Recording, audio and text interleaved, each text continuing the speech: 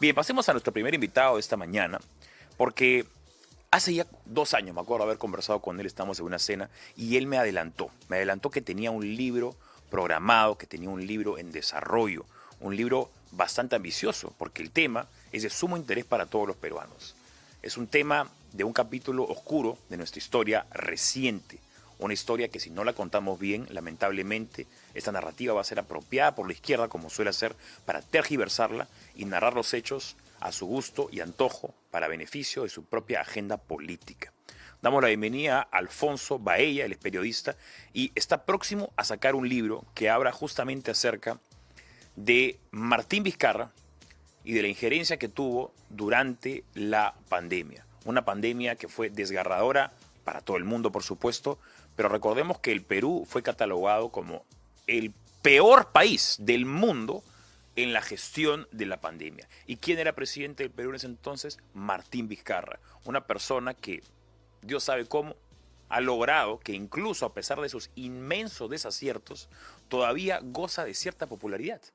Goza de cierta popularidad, incluso parece que el señor tuviera una especie de corona, porque a pesar de tener 3 inhabilitaciones para postular a función pública, el señor sigue haciendo proselitismo, sigue haciendo campaña, aparecen carteles en diferentes partes del Perú, en las carreteras, diciendo Perú primero, Vizcarra presidente, Vizcarra vuelve, Perú primero es Vizcarra, Vizcarra es Perú primero, en fin, hace proselitismo, se pasea en diferentes programas en las redes sociales. A vista y paciencia de las autoridades, a vista y paciencia de los ciudadanos, que conocemos las leyes y sabemos que el señor tiene 3 inhabilitaciones. Además, por supuesto, ya ha sido retirado absolutamente del padrón electoral. Ya no es parte de Perú primero, pero el señor sigue, insiste. Incluso ahora, justamente, el señor está en un proceso judicial bastante severo que va creciendo o va aseverándose con el tiempo y ya se dibuja la idea de que tal vez el señor podría buscar asilo político. Bien, vamos a tratar de hallar todas las respuestas a estas preguntas con nuestro primer invitado, Alfonso Baella, periodista. Alfonso, ¿cómo estás? Buenos días. Pacho, ¿cómo estás? Un gusto y grato recuerdo tengo de esa Sí, cena que conversamos por primera vez del libro. sí, sí, sí. Aunque no lo creas, en estos años esas micro conversaciones que he tenido con distintas personas sobre el libro me han motivado a seguir porque ha sido una investigación dura, más que por el aspecto inquisitivo de la investigación, por el hecho mismo de tener que reabrir cada día de esa época tan oscura que vivimos, Sí. la interminable cuarentena, tener que reabrir los decretos supremos, las resoluciones ministeriales, los mensajes a la nación de Martín Vizcarra, tener que volver a verlos, tener que volver a analizar cada uno de los errores y sobre todo tener que lidiar con el hecho de que esto costó la vida de más de 220.000 personas, Eso es ¿no? lo que la gente a veces se quiere olvidar, ¿no? Como mencionaba, lo importante de contar la historia antes de que la historia, la narrativa la coja a la izquierda Exactamente. para tergiversar lo que pasó. Ahora, ¿qué fue lo que te motivó a querer escribir sobre la pandemia, ¿no? Porque es un momento que creo que ahora ya con la serenidad que nos puede dar el tiempo, Sí. ya podemos analizarla con un poco más de precisión, con un poco más de calma, pero mientras ocurría, seguíamos todos en un estado un poco adrenalínico, efervescente, de incertidumbre, de preocupación, y era difícil genuinamente analizar lo que estaba pasando. Ya pasó la pandemia, por más que muchos la recordamos con bastante ahínco, como si hubiera sido ayer. ¿Qué fue lo que te motivó a ti a querer escribir un libro justamente sobre lo que ocurrió? Básicamente fue, y quizás suena un poco redundante, lo vivido, ¿no? Ujú. Yo durante el año 2021 tuve la triste pérdida de mi abuela por parte de mamá, por motivos de insuficiencia respiratoria por el COVID-19. Lamento lo que mencionas. Muchas gracias. Un mes después, exactamente 30 días después, falleció mi tío, que Ah, era el, caramba. el hijo de mi abuela, el hermano de mi mamá, también por COVID-19. Y producto de haber estado tratando y cuidando un poco a mi abuela en esos días en los que ella estuvo contagiada. Él se contagió y fallecieron los dos en 30 días. Perdimos 2 mesas en nuestra silla, dos sillas en nuestra mesa de los domingos y Sí. fue algo muy, muy trágico, ¿no? Porque nosotros tuvimos, creo yo, a pesar de todo, una situación privilegiada. Y a lo que me refiero con eso es que tanto mi abuela como mi tío, ambos pudieron llegar a una unidad de cuidados intensivos, ambos pudieron acceder a oxígeno medicinal, ambos pudieron ser tratados durante unos días, durante un tiempo, que quizá no fue suficiente, pero lograron tener las facilidades. Y eso me hizo ver en retrospectiva y darme cuenta de la cantidad de gente que no tuvo esas facilidades y la cantidad de gente que no solamente no logró llegar a una unidad de cuidados intensivos, sino la gente que no pudo llegar ni siquiera a un hospital o a una posta médica. Sí. Hubo gente, Pancho, en Iquitos, donde pude viajar precisamente para hacer la investigación y continuar indagando qué es lo que pasó en las distintas ciudades y departamentos del Perú, que falleció en las calles, en las pistas, haciendo colas por oxígeno, haciendo colas por algún tipo de tratamiento, algún tipo de hospitalización, y gente que era rechazada de los hospitales públicos porque tenían una prueba rápida negativa.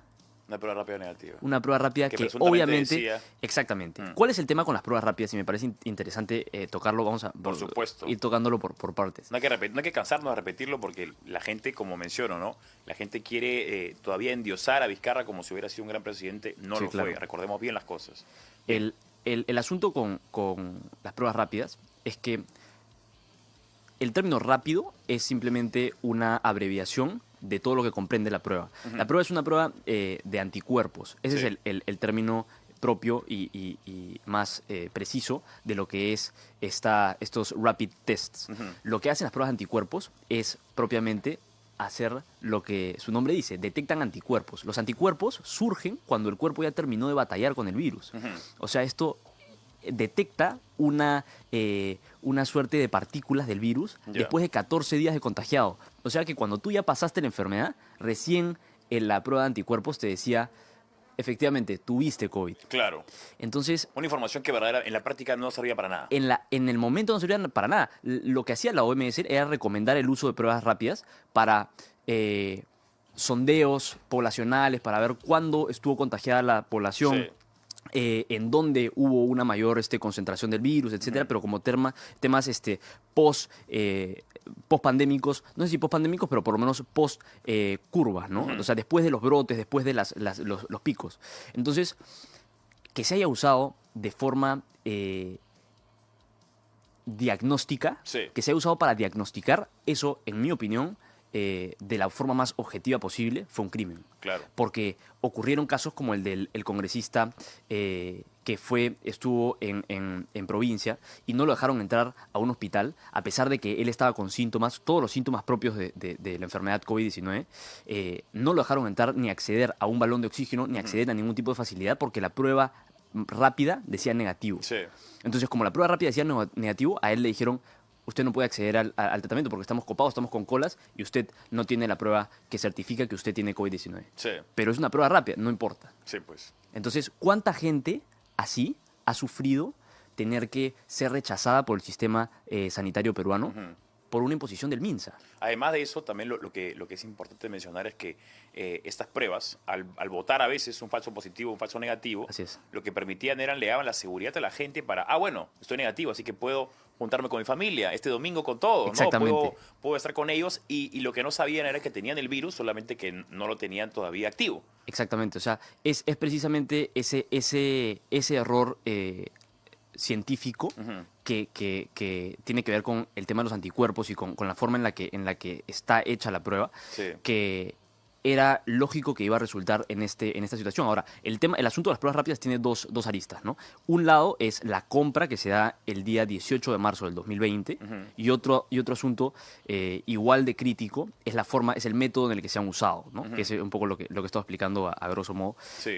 Pero la compra también es bastante cuestionada, ¿no? Y es la razón por la que están denunciados constitucionalmente Víctor Zamora, Martín Vizcarra y otros funcionarios del gobierno y de la administración de la pandemia, porque fue una compra bastante irregular, ¿no? Las empresas que terminaron siendo las ganadoras de la licitación tenían cuestionamientos por parte de entidades sanitarias chinas, por otros, no tenían una buena reputación en otras partes del mundo. Y incluso, creo yo, la parte más cuestionable es cómo es que se llegó al cálculo de lo que necesitaba el Perú. Y esa parte es la que creo que resulta una incógnita en el escenario de los análisis pospandémicos, ¿no? ¿Por qué es que el Perú compra esa cantidad de pruebas rápidas y esa cantidad de pruebas moleculares, ¿no? O sea, ¿por qué esas cifras? ¿Cómo? Y esa es una parte en la que yo creo que tiene que haber una rendición de cuentas mucho más seria, mucho más amplia y minuciosa con respecto a cómo se llegó a las cantidades exactas que el Perú compró. Bien, en el índice, bueno, me has pasado un pequeño Sí. fragmento del libro, no he tenido todavía la dicha de poder leerlo con precisión. Creo que ya me mencionabas ahora en el cafecito que la próxima semana es el Sí, lanzamiento. el día martes 8 Ujú. es el lanzamiento oficial del libro. Estamos lanzándolo en la librería El Virrey. Bien, Y vamos a estar ahí compartiendo un poco y hablando un poco, por exponiendo un poco el supuesto. tema y el libro, ¿no? Ahora, el libro, ¿desde dónde comienza y dónde termina? ¿Cuál es el periodo temporal Sí, que claro. tú abarcas en el libro? Iniciamos con lo que pasa en Wuhan. Ujú. Y eso es muy importante porque para entender una crisis sanitaria de esta magnitud hay que entender de dónde vino el virus, dónde es que surgió, cuáles son los orígenes, dónde Pero apareció. el origen, ¿lo comienzas en 2019 o te vas hasta antes? En 2019 vamos un poco más en el tiempo porque hay que entender qué es lo que pasaba en Wuhan Ujú. con el Instituto de Virología de la ciudad, ¿no? Ellos tenían una suerte de complejos epidemiológicos, virológicos, que eran unos laboratorios muy, muy importantes. Quizá una de las sedes de científicas más reputadas o más reconocidas de Asia, todo Asia, porque en los laboratorios de Wuhan tenían una certificación por parte de la OMS que era niveles de bioseguridad 4. La OMS le da los niveles de bioseguridad 4 a los laboratorios que tienen dentro complejos científicos muy, muy elaborados, muy minuciosos. ¿A qué me refiero con esto? En los laboratorios de Wuhan se practicaban investigaciones de ganancia de función que eran financiadas por los institutos de salud de los Estados Unidos. Esto es Bien. algo que se confirmó a través de papeles de The Intercept y otros portales que lograron por definir un poco la investigación que Rand Paul, el senador norteamericano, ha estado llevando con la comisión del Parlamento estadounidense en los últimos años, y en el que han entrevistado distintos funcionarios de la administración de la pandemia, ¿no? Como ha sido Anthony Fauci, como han sido otros Sí. personajes, a los que han terminado por interrogarlos e incluso acusarlos de haber contribuido con malas prácticas a que lo que ocurría en Wuhan se termine por desproporcionar.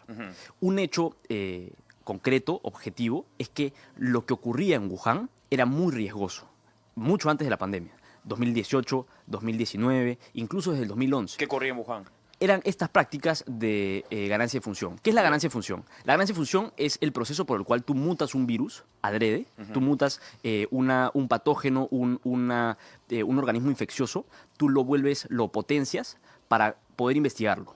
Es una práctica común en la ciencia que se ha dado en los últimos años, en las últimas décadas, para poder con eso desarrollar vacunas, desarrollar tratamientos, etc. Es una práctica común pero riesgosa. La administración de Obama presentó en un inicio distintas regulaciones, paró por un tiempo los financiamientos a este tipo de investigaciones, etc. Pero se reanudaron. Y en el año 2018 hay un corte absoluto del financiamiento por parte de Estados Unidos a Wuhan y a estos laboratorios. Y hay también una suerte de cartas diplomáticas que llegan al secretario de Estado sobre lo que las prácticas poco cuidadosas que tenían los trabajadores del laboratorio Sí. con lo que ocurría adentro, ¿no? Faltas de higiene, faltas de poco cuidado con el trato de los virus, etc.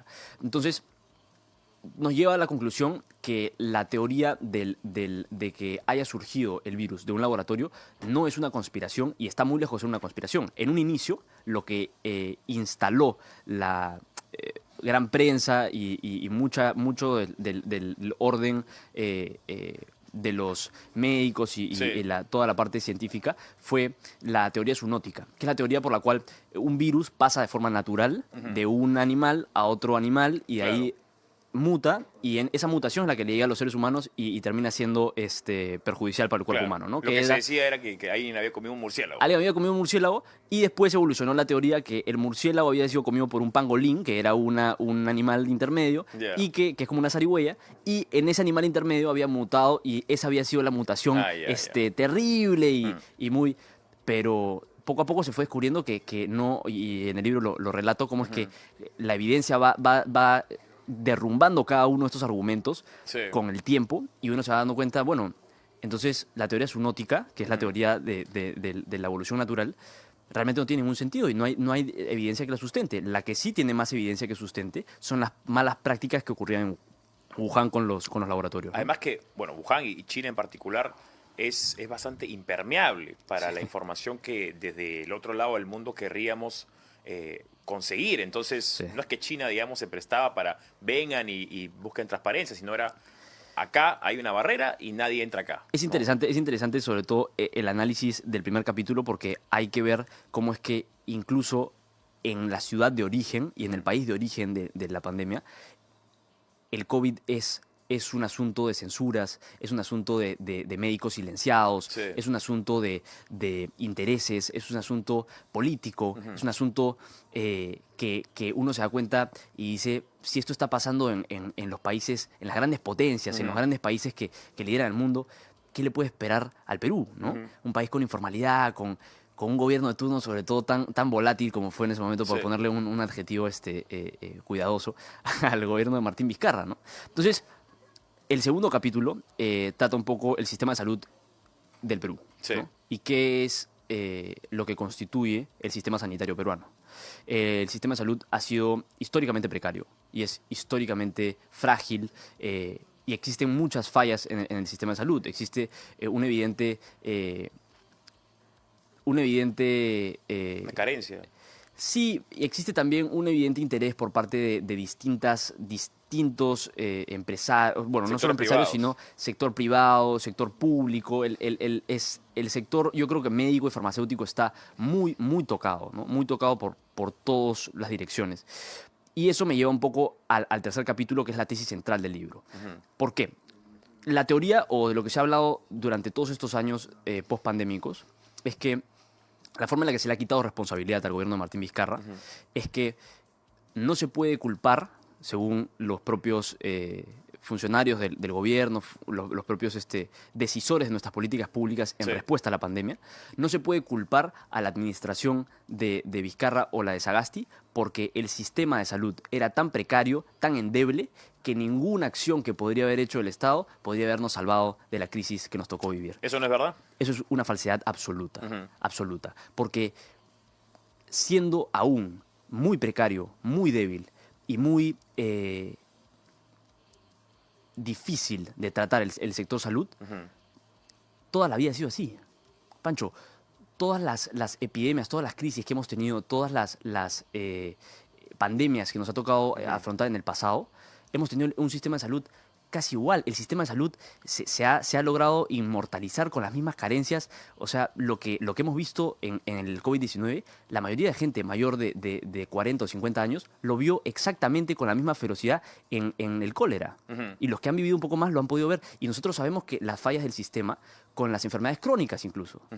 Entonces, ha habido un agravante porque incluso el Perú no es el país que tiene las instituciones más débiles de toda América Latina ni de todo el mundo. Entonces, ¿cómo llegamos al ranking? Porque nosotros estamos posicionados Como el último. como el país con la mayor cantidad de muertes por millón de habitantes en el mundo. Sí. Y eso no es algo que uno dice deliberadamente, no es algo que Claro, uno estima. es matemática, es cuantificable, ¿no? Está comprobado por la Universidad Johns Hopkins, está comprobado por la OMS, está comprobado por los países que han hecho los rankings de mortalidad. Y eso, no sé si esto acá también se toca en tu libro, ¿no? Pero en un momento escuché una teoría, tal vez tú podrás ahora afirmarla o desacreditarla con la investigación que has hecho, pero se decía que la cifra de muertes podía ser incluso mayor, solamente que en zonas poco urbanas, un poco más rurales, no había la forma de contabilizarlo, sino que se hablaba tal vez hasta de fosas comunes, donde se habían Sí, desechado los cuerpos de los fallecidos. Sí, es lamentable. En el Perú han existido muchas fosas comunes. A mí me tocó recorrer una, que fue la de Iquitos. Yo viajé a la selva con el propósito mismo de recorrer las fosas comunes y ver con mis propios ojos lo que la prensa internacional en un momento reveló ante los ojos de los peruanos, que eran estas pampas gigantescas de cadáveres apilados uno sobre otro, Sí.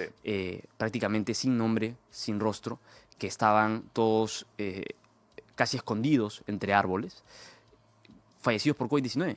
Entonces, cuando uno llega y recorre y ve la realidad, uno se da cuenta que hay límites que el Estado no puede contar, Sí. y que el Estado quizá nunca va a poder tener una cifra real de cuántas fueron las personas que murieron aquí. Yo estimo que por lo menos son 500.000 de personas. Medio millón de personas. Por lo menos son medio millón de fallecidos por COVID-19. ¿Cuál es Porque la cifra que se dibuja en el presente? En el presente, el MINSA trata más de 220.000 fallecidos. ¿Tú crees que tranquilamente puede haber sido el doble? Es que la cantidad de cementerios informales, cementerios clandestinos, la cantidad de personas que también, producto del temor de la rigidez que tenían los protocolos del MINSA, de las cremaciones, de las incineraciones, había un comando cadáveres que iba a recoger los cadáveres a todos los distritos de la ciudad de Lima, pero de todo el país. Entonces, la gente con miedo también ocultaba a sus fallecidos, ocultaba a sus enfermos, ocultaba a las personas. Y es algo lógico que ha ocurrido con la peste bubónica en el Perú, Sí. ocurrió con la fiebre amarilla, ocurrió con las distintas enfermedades que hemos padecido. Y nos lleva a la conclusión que, a pesar de que somos el país con la mayor cantidad de muertos por millón de habitantes, es lógicamente deducible que hemos tenido más aún. Sí. Entonces, es necesario hacer un esclarecimiento, una investigación amplia y, sobre todo, llegar a la memoria de las personas, de los peruanos, y darnos cuenta qué es lo que ocurrió y cómo es que llegamos hasta este punto, ¿no? Porque Sí. ha habido un manejo institucional, un manejo político de la pandemia que yo creo que no puede quedar impune. Sí. Vamos a hacer una pequeña pausa, Alfonso, y regresamos contigo para hablar del cuarto capítulo de tu Sí, libro, sí, sí. donde menciona justamente lo que sucedió después, ¿no? Porque el COVID fue aprovechado por Martín Vizcarra como un mecanismo de control. Así es. Y esto acá también nos debe permitir a los peruanos evidenciar qué tipo de presidente es el que estamos buscando. Una persona autoritaria, una persona que tiene la capacidad para cerrar y privar a la gente de libertad y, a pesar de eso, gozar de popularidad, ¿no? Una pequeña pausa y regresamos con Alfonso Baella, periodista, quien ha escrito justamente un libro acerca de lo que ocurrió verdaderamente en la pandemia, como principal responsable, por supuesto, al expresidente Martín Vizcarra. Buenos días nuevamente, son 9:31 de la mañana, soy Pancho de Piero, estamos en Radio Betel, la voz que inspira, además estamos en el 25.1 de la señal abierta en Betel Televisión y, por supuesto, todas las plataformas donde creamos contenido hecho a medida solamente para ti. Estamos conversando con Alfonso Baella, él es periodista y escritor, también te podemos decir ahora escritor, autor, Alfonso Baella tercero, de un legado de periodistas ya de la tercera generación. Y el libro que ha escrito Alfonso Baella, que va a ser publicado la próxima semana, va a ser presentado en la librería El Virrey el día martes, ¿verdad? El día martes 8, es justamente acerca de lo que ocurrió en la pandemia. Cómo es que los peruanos fuimos seducidos de cierta manera por el populismo de Martín Vizcarra para convencernos de que el expresidente estaba haciendo todo lo posible para salvarnos. Pero la realidad es otra. El Perú fue el país con mayor muerte por millón de habitantes y la cifra que sugiere Alfonso Baella incluso podría ser mayor de lo que verdaderamente ocurrió. Ahora, el cuarto capítulo, como mencionaba, el cuarto capítulo de tu libro, de cierta manera dibuja un poco lo que ocurrió después, cómo es que se aprovechó este populismo de Martín Vizcarra para movilizar a las personas en estas marchas. Yo creo que la gente, felizmente, he podido conversar con muchas personas que ahora se arrepienten de haber salido a marchar y reconocen que fue simplemente una causa políticamente correcta, ¿no? Ahí ves cómo es que la manipulación mediática, ¿no? La gente, bueno, no hay nada más políticamente correcto, nada más cool que salir a marchar en este momento sin saber por qué se marchaba. La gente quería su fotito en la Plaza San Martín. Exactamente. Es el cuarto capítulo en el que trato esta coyuntura política que se titula Tres presidentes en una semana, ¿no? Pues el Perú tuvo tres presidentes, no precisamente en 7 días, pero en 8 días, que es básicamente lo mismo. Uh-huh. Y tuvimos una inestabilidad vista por todos los países del mundo como una anomalía, ¿no? O sea, si de por sí ya el Perú generaba titulares en otros países del mundo por haber tenido tantos ministros de salud durante la pandemia, ahora el cambio de presidentes era una locura, ¿no? Ahora, existió, yo creo, una ola de jóvenes, sobre todo, que muy valientes salieron a pelear en contra de una supuesta corrupción y un supuesto golpe de Estado, Sí. que en la práctica no se lograba ver, no era visible, era un golpe que no existía más que en los análisis de ciertos periodistas un poco ideologizados, ¿no? Entonces, con una distancia histórica considerable, ¿no? Y con el tiempo que nos permite dejar ver las cosas con mayor claridad y ya con ciertos casos resueltos, hoy en día yo creo que es posible afirmar que la satanización a Manuel Merino se da por aquellos que consideraban que Martín Vizcarra era una víctima. Ujú. Entonces, es necesario que uno relacione ese sentido, porque cuando uno critica la toma de mando de Manuel Merino y la asunción constitucional de Merino, que era presidente del Congreso en ese momento, Sí. y uno lo critica casi como si fuese un golpe de Estado, entonces uno lo que está haciendo es considerando que la vacancia era incorrecta. Ujú. No que Merino haya asumido estaba mal, sino que la vacancia era incorrecta. Ujú. Entonces, ese hecho, hoy en día, con el juicio de Martín Vizcarra ya en casi etapa Sí, final, se va cayendo, ya ¿no? siendo Martín Vizcarra un hombre procesado, Ujú. con el que se puede incluso tratar ciertos temas sin condicionales, Sí, sí, sí. Le quita legitimidad a esos discursos, ¿no? Porque entonces hoy en día sabemos, con la distancia histórica que tenemos, que estuvo bien vacado el presidente. Estuvo bien vacado Martín Vizcarra, más allá de la pandemia. En ese momento los hechos eran de contundencia suficiente y son los mismos hechos que hoy lo van a meter preso. Sí. Entonces, lógicamente, cuando los jóvenes, porque fueron los jóvenes más que nada los que salían a marchar, y alzaban pancartas y alzaban sus voces Sí. y golpeaban ollas desde los balcones y salían muy envalentonados. La generación de cristal, una generación que no me representa, pero de la que soy parte. Claro. Tú eres un disidente de esa generación. Soy una oveja negra. Entonces, resulta inexplicable, incluso para ellos mismos en ese momento, por qué salían. Entonces, vale la pena ya analizar un poco la situación, el contexto y cómo es que ellos son introducidos a esas marchas. Sí. Porque ellos no salen porque notan la coyuntura, porque habían estado informados todo el tiempo de lo que había estado pasando con el Congreso, con Manuel Merino, con la ministra de Educación, con la ministra de Economía, no habían estado pendientes de la caída del gabinete Sí. de Pedro Cateriano, y no habían estado analizando todo eso como para decir, finalmente, este es el momento en el que debo pronunciarme.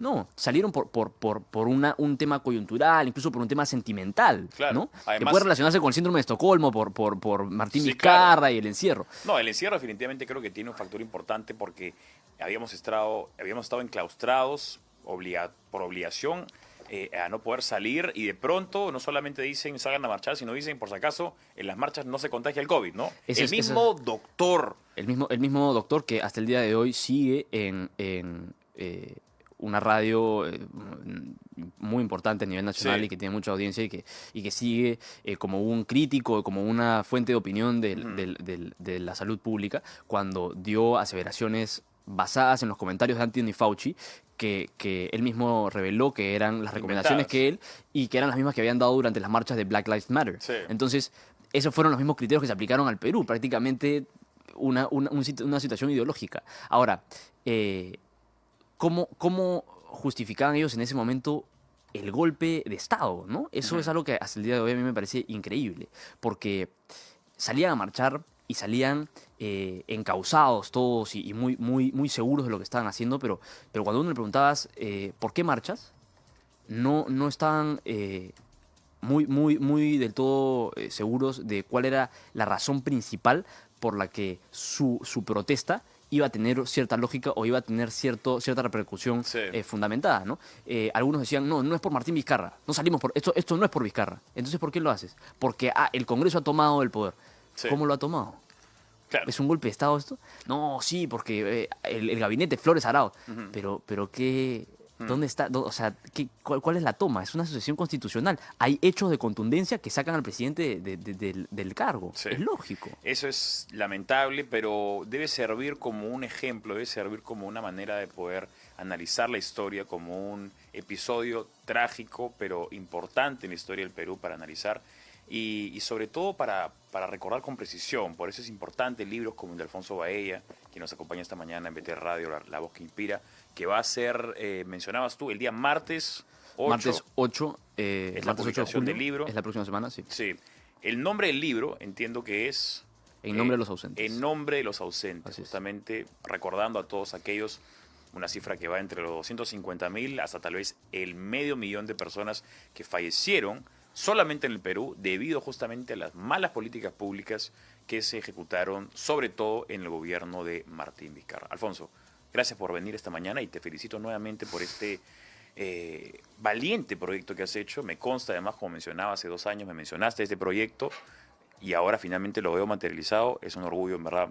Creo que tu papá está pero encantadísimo, no Sí. puedo ni imaginarme, pero con justa razón, porque escribir un libro es algo que no cualquier persona hace, porque se requiere no solamente la creatividad para idear el concepto, sino luego la investigación, la constancia, la disciplina para todos los días enfrentarte ante una página vacía y luego dudar de ti mismo, dudar de lo que digan los demás y aún así Corregir y continuar, corregir y continuar, corregir y luego la publicación, que Sí. entiendo también tuviste algunos reveses en otra oportunidad. La próxima Por semana supuesto. seguramente nos contarás más cuando vengas al programa de Fabricio, que ya también te ha preinvitado. Bien, Alfonso, gracias por venir esta A ti, mañana. Pancho.